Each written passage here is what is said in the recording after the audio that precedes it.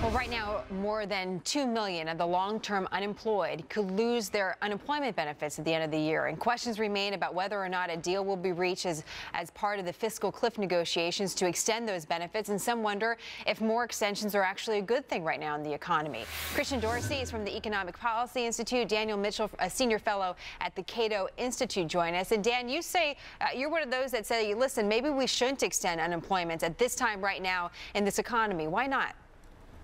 Well, Jenna, I don't want to sound like Scrooge, so what I'll do is I'll quote Paul Krugman and Larry Summers, two very left-wing economists, or recent research by the San Francisco Federal Reserve Bank.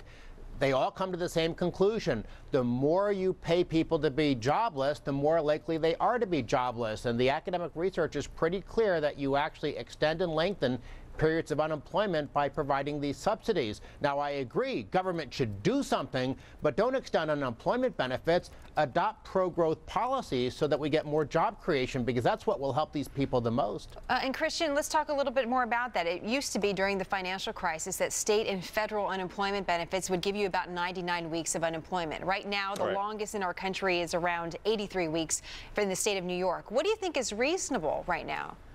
Well, look, the reason that we have these extended federal unemployment benefits is because we still have incredibly high rates of joblessness. I certainly agree that we need a pro-growth, pro-jobs agenda, but in the meantime, for those people who are currently affected, there needs to be something that allows them to participate fully in the economy and in society. So you're talking about a very real economic need with such high rates of unemployment, such high rates of long-term unemployment, to continue these federal unemployment extensions. Dan, what do you think about that? Christian makes the point that if these people do not get benefits and they can't participate in the economy, they can't go Christmas shopping. I won't call you Scrooge, but let's just say this is still the holiday season.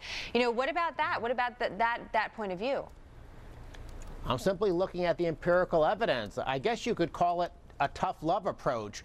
If people get these unemployment benefits, they sort of figure, I can hold out for a better job, I can wait a little longer to look for a job. Heck, I've known people I went to college with that have used unemployment benefits as basically an excuse not to get a job for 13, 26 weeks, whatever the period was.